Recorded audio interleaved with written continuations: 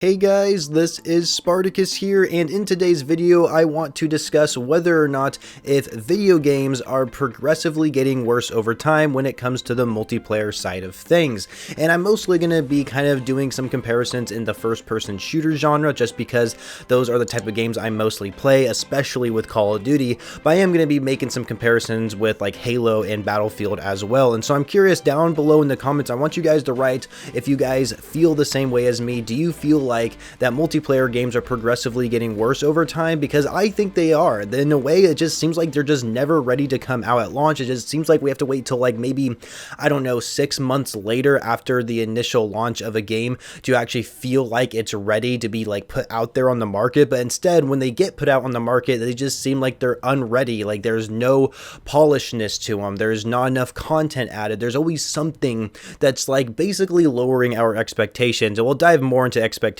later in the video, but the reason why I'm actually wanting to make this video, even though it's something I've been feeling like a lot recently, and I've been feeling it for a lot for the past couple of years, the reason why I'm making the video now is because a statement that Laura Miele posted out there. She is actually EA's Chief Studios Officer, and she made an official statement not too long ago that I'm sure you guys have already came across, and it was about basically their excuse on why Battlefield 2042 didn't meet expectations. And I'm going to read the second half of what she had to say. The day-to-day player retention looked strong through the weekend, but then things started to turn. The following Monday, Halo did a surprise release of their multiplayer mode. It was a small segment of the game, but it was very polished, and it was not a favorable comparison to our experience given some of the bugs and polish issues we had. This statement that Laura put out there is quite literally blaming Halo Infinite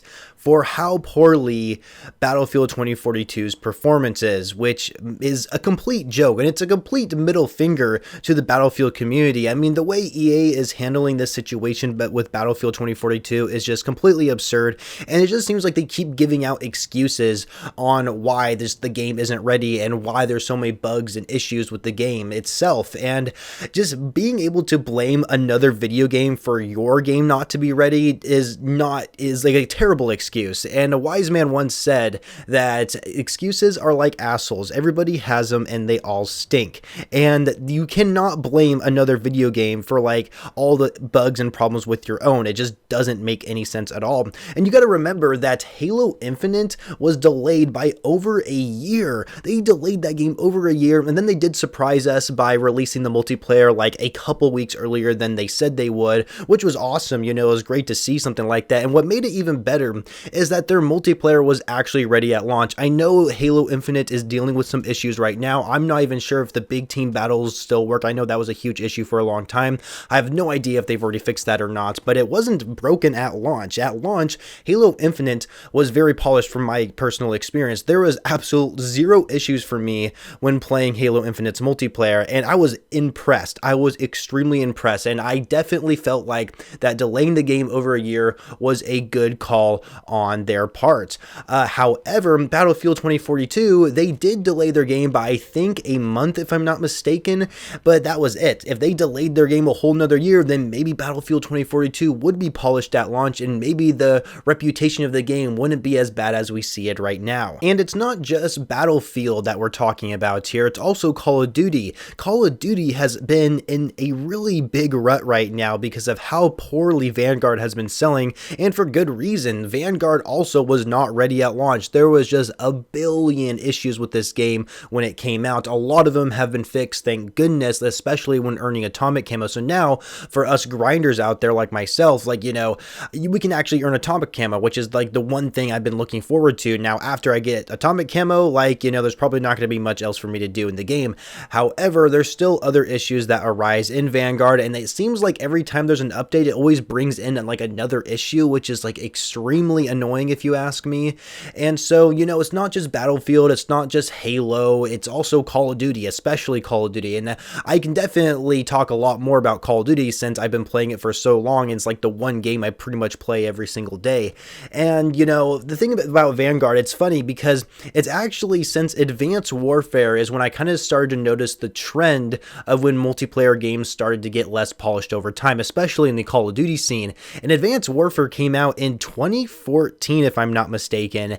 And that's over what, 6, 7, that's like 8 years. 8 years this trend has been going on, and it just seems like and the next year when we get like a new Call of Duty title, it just gets worse and worse, and like the games are just never ready at launch. And it's just like, why is it that they're not ready at launch? You know, we look at some of the older Call of Duty games, for example, like Modern Warfare 2, even though that game had a lot of issues. Black Ops 2 would be a good example. Call of Duty Ghost, like those games seem like they were ready at launch. I remember there being like very minimal issues with those games when they first launched. With Call of Duty Ghost, one of the issues I do remember is the MSBS being like extremely overpowered, but that's just like a weapon tuning thing that they just needed to update it with. It's not like an actual game breaking like glitch that's in the game or bug that's in the game, right? They just the gun is just a little bit too powerful when it comes to its damage profile. And so you know, things like that is just like, they're pretty normal when it comes to like weapon balancing. But you know, actual bugs and issues, things that's like are supposed to intend to work but they aren't working, like we're seeing a lot more of that. Same with content wise, it's not just like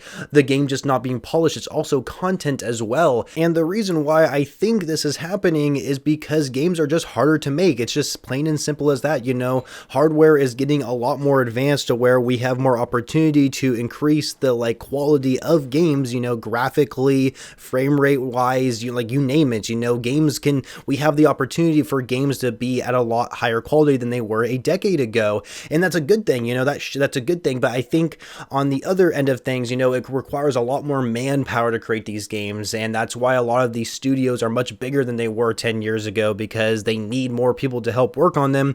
But I feel like that could also be like a downside as well. Having more people work on a single video game can also cause more problems, because not everybody's going to be able to see eye to eye on things. You know, the actual like environments that you try and create the game and create this space for people to like enter this completely different world. You know, maybe they're not able to like achieve all those goals because of how many people actually work at the studio. I have no idea, but I really do think that's a big part of why games just aren't ready at launch. Multiplayer games anyways, just because it requires a lot more manpower. You know, the communication can get disoriented throughout this whole process, and therefore things aren't just going to get polished in the end. But I do want to touch on one more thing, and that is, are our expectations too high? As a consumer who plays video games, the people who go out, buy games and play them, and of course, like as a Call of Duty fanboy who buys Call of Duty every single year and like wants to experience every single year, are our expectations too high? Like, should we have much lower expectations?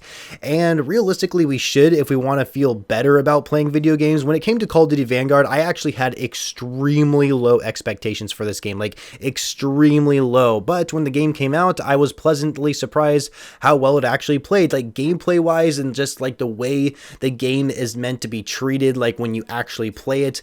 I love it. I think it is actually a pretty decent Call of Duty game. However, there's a lot of other issues with it that make the experience really irritating. Packet burst, for example, is annoying as hell. Probably my number one issue with the game is packet burst, and of course other issues on top of that. But you know, the thing is, expectations I think definitely are a lot higher in the gaming industry right now. You know, video games are so much more popular than they were like 20 years ago. It seems like everyone's playing video games now, and everyone of course is trying to like make a living off playing video games by being a content creator or a streamer. So you know, I think there definitely is a lot higher expectations when it comes to multiplayer games, and I think even single player games as well. You know, single player games as a whole, like another can of worms, just because you know, you don't have to deal with like connectivity issues. You have to deal with like a lot of other different factors. But you know, I really do think we have a lot of high expectations, and quite frankly, we should, because there has been so many great games that have came out in the past that have just been like a great, memorable experience for all of us. Halo, for example, you know, was extremely popular during its prime, like during the Halo 3 days, I would say. Then things kind of dropped off after that, I would say, like maybe after Halo Reach or something. But Call of Duty, you know, the prime ended when Call of Duty Ghost came out, because that game was just poorly received by everybody who played it. Even though it was pretty polished at launch, you know, there's the gameplay wise, it just didn't fit anybody's expectations, and it just wasn't enjoyable by anybody. And so, you know, I think a lot of us do have high expectations, and you know, it's really a big shame that these developers just can't meet consumer expectations just because we have so many of them. And I definitely don't think that the consumers should I definitely don't think developers should always listen listen to consumer feedback, because there's certain things that us consumers, like especially in the Call of Duty side of things, like, you know, we wanted added to a Call of Duty game, or we want them to change in a Call of Duty game, and then once they do so, we end up still complaining because it ended up not being the way we wanted it to, or something like that. You know, we just don't really see like the big picture, I think, when it comes to a lot of like smaller issues. But you know, the developers need to find a way to like just create a masterpiece essentially, and I feel like that's just not what they're doing, especially on the Call of Duty side of things, and maybe even Battlefield as well. I just feel like there's just not enough passion put into these games to make it to where they really want them to stand out and actually just work in general. But either way, that's all for today's video. I really do hope you guys enjoyed it. Make sure you leave a like if you did, and of course subscribe to the channel for more videos every single day, and I shall catch you guys later.